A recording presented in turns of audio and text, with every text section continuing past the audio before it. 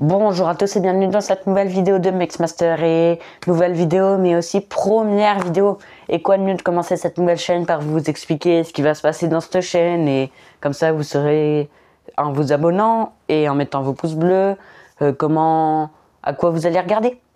Alors dans cette chaîne là on va parler de manga et de jeux vidéo essentiellement, car les mangas c'est ma passion et les jeux vidéo j'aime bien y jouer quoi. Donc il y aura des let's play, tout ça.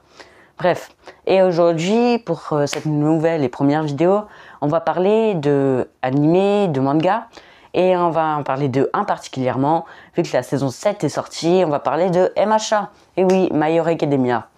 Et aujourd'hui on va parler de quelque chose de bien particulier, de comment est-ce qu'ils ont réussi à passer l'examen d'entrée pour rentrer dans la seconde A. Et oui, quelques personnages, je ne comprends toujours pas pourquoi ils ont réussi à rentrer dans la seconde A. Et on va commencer tout de suite. Koji Koda. Alors pour tous ceux qui ne le connaissent pas, il y aura une petite image qui va s'afficher à l'écran. Et pour tous ceux qui ne connaissent pas Koji Koda, son alter, donc son pouvoir, est de pouvoir parler aux animaux. Et je vous rappelle, qu'est-ce que c'est l'examen d'entrée? C'est battre des énormes robots pour gagner des points. Et Koji Koda, il va parler à un aigle, et qu'est-ce qu'il va faire avec? Parce que, je sais pas, mais à Yue, à ma connaissance, il n'y a pas de lion, il n'y a pas de bête vraiment très féroce pour pouvoir battre les robots. Donc comment a-t-il fait pour rentrer? Eh ben, j'ai ma petite théorie que je vais vous exposer immédiatement. Alors, ma théorie, c'est que Koji Koda a dû faire appel à plusieurs oiseaux essentiellement pour qu'ils viennent bien désintégrer les robots, mais quand même ça a dû prendre énormément de temps et du coup il n'a pas pu gagner énormément de points. Donc j'ai du mal à comprendre, en sachant que un des seuls animaux qui était à ses dispositions c'était les oiseaux et à la rigueur les insectes. Mais on se rappelle que quand on voit je sais plus dans quelle saison, mais Koji Koda a une peur folle des insectes. Alors comment aurait-il pu faire alors que dès qu'il croise un insecte, il panique totalement? Je ne comprends pas comment il a réussi à passer l'examen d'entrée. Et donc ma seule théorie, c'est qu'il a dû faire appel aux oiseaux. Mais voilà, c'est ma seule théorie. Passons tout de suite au deuxième personnage, qui est d'autre que Mezzo Shoji. Tous ceux qui ne connaissent pas Mezzo Shoji, il a son alter, il peut multiplier ses bras pour faire pousser par exemple sa bouche, ses yeux, son nez sur le bout de ses bras. Mais le problème, c'est que, ok, très bien, pratique pour faire ça.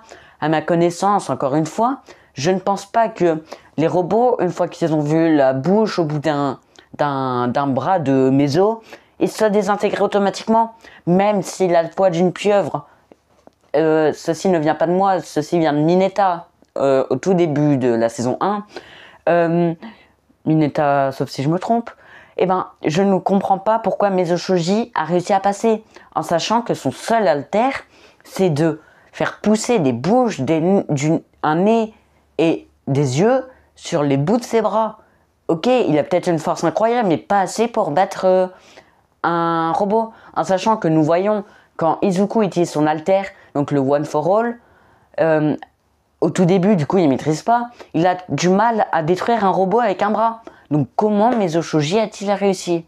Bref, là-dessus, je n'ai vraiment pas de théorie, à part qu'il ait mis des gros patates dans les robots. Mais sinon, je n'ai pas de théorie. Donc, passons tout de suite au troisième personnage. Kyoka Jiro.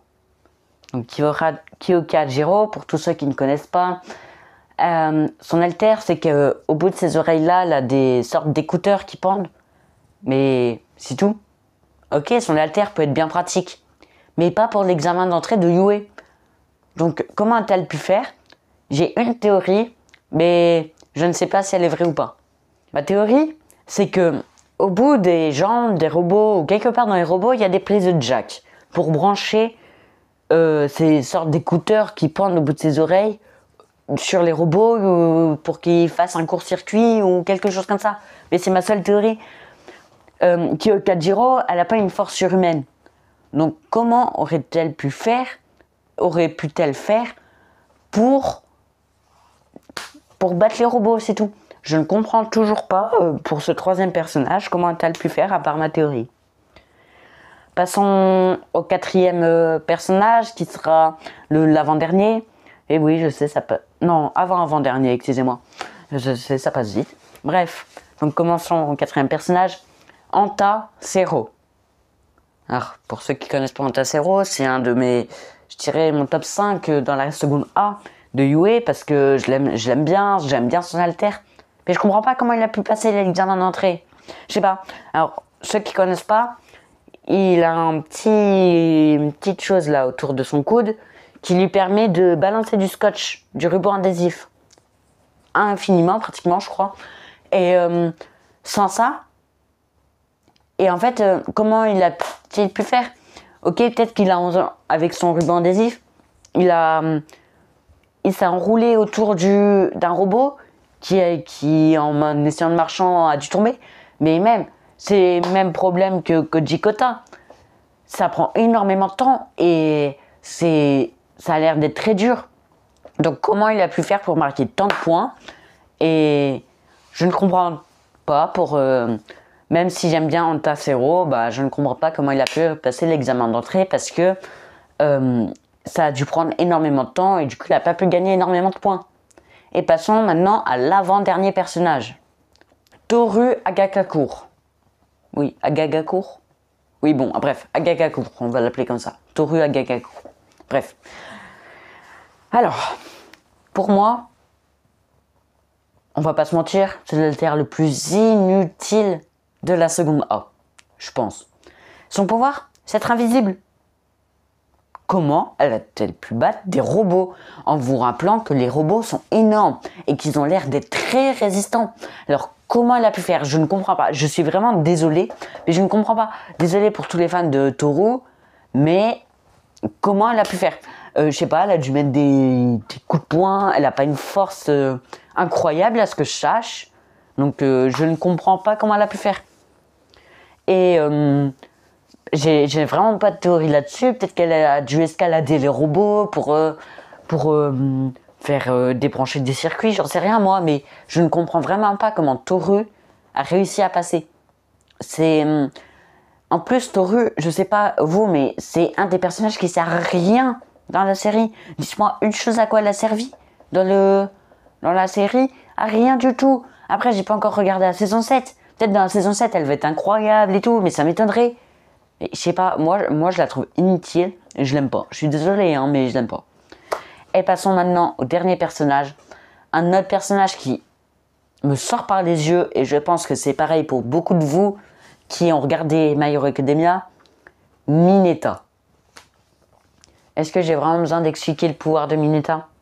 Malheureusement oui, parce qu'il y en a qui connaissent pas et qui regardent quand même mes vidéos, d'ailleurs je vous remercie beaucoup. Mineta, à la place de ses cheveux, il a des boules. Des boules. Et il peut arracher ses boules. Donc imaginez-vous, vous arrachez les cheveux. Et puis ces boules, elles sont extrêmement collantes. Donc il peut les jeter partout. Et je crois que ça dure 24 heures où ça colle si quelqu'un est collé dessus. Quelque chose comme ça. Je crois qu'à un moment, ils nous ont expliqué dans la saison 3, je crois. Pendant le... Oui, je crois que c'est pendant la saison 3, mais je suis pas sûr. Bref, Mineta, comment l'a-t-il pu faire? Et là, je vais vous exposer mes théories. J'ai plutôt une théorie. Et je pense que c'est le cas de ce qui s'est passé, car je ne comprends pas sinon comment il a pu faire. La théorie, c'est qu'il a réussi à placer des boules collantes au pied des robots, qui a dû les coller. Et peut-être quand il a essayé de remarcher, un peu comme Anta Zero. Et du coup, ils sont tombés, ils se sont détruits, mais je comprends vraiment pas. Et même si c'est le cas, ça a dû prendre pas mal de temps. Et c'est le problème de Kota et de Anta. De Kota et Zero, si vous voulez, parce que sinon ça va être trop de A, ta, vous comprenez? Bref. Ça a dû prendre énormément de temps. Et le but, c'est de gagner le maximum de points. Donc je ne comprends pas. Bref. Sinon, on va parler de 2-3 personnes que j'ai du mal un peu à comprendre. Mais à la rigueur, je peux encore comprendre parce que c'est à peu près faisable. On va parler de Momo Yaorodzu. Alors Momo Yaorodzu, pour tous ceux qui ne connaissent pas, c'est à partir de son corps. Donc imaginez, là vous voyez mon bras. Je peux faire sortir n'importe quelle matière, n'importe quel objet tant que je l'ai déjà touché. Donc, par exemple, imaginez j'ai déjà touché un canon. Bah oui, je peux faire sortir un canon de mon bras. Bref, peut-être qu'elle a dû le faire, mais elle nous explique que pour créer quelque chose, ça prend énormément de temps. Elle nous l'explique dans la saison 1, pendant l'attaque du CIA. C'est le CIA, je crois. Bref, pendant l'attaque ou la première fois qu'on voit Shigaraki, les Brainless et tout. Donc, ça, on le voit quand elle est séparée, elle se retrouve avec Denki Kaminari, Okajiro, et elle nous explique que ça prend du temps, du coup, il faut qu'il les protège, tout ça. Alors, comment elle a pu faire? Voici ma théorie.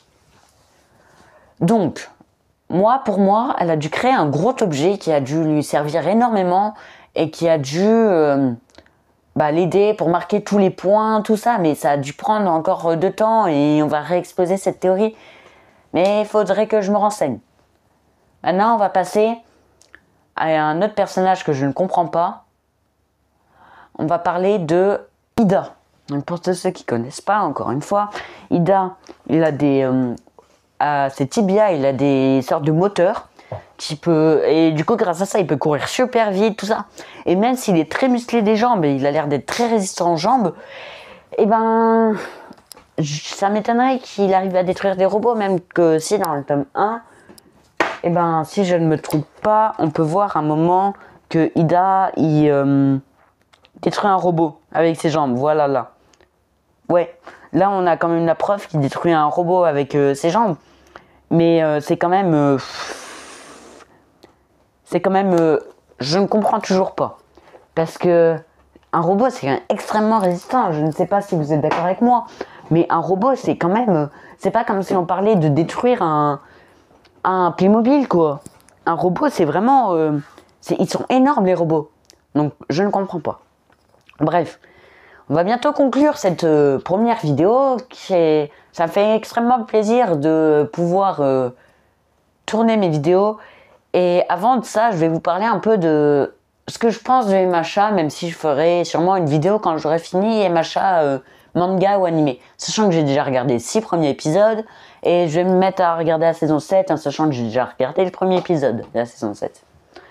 Alors, MHA pour moi... ça rentre dans mon top 5 de mes animés. J'aime vraiment. Et niveau de mes tomes, j'ai jusqu'au tome 13. Parce que c'est pas forcément une série que j'ai regardée, que j'ai lue.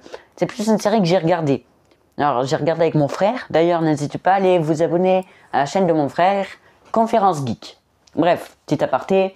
Donc, MHA, c'est vraiment un animé que j'aime beaucoup. Que même s'il y a des personnages que je ne peux pas voir, par exemple celui qui tire des rayons laser avec son nombril, là je ne peux pas me le voir. Mineta, je peux pas me le voir. Et pour tous ceux qui veulent savoir, même si ça va beaucoup vous étonner, mon personnage préféré de MHA c'est Denki Kaminari. Oui, Denki Kaminari, parce que je sais pas, j'adore son alter et j'aime bien son style, tout ça, donc voilà. Et donc voilà pour conclure ma première vidéo. Et je vous dis à bientôt dans une prochaine vidéo de Mexmaster. Allez, salut!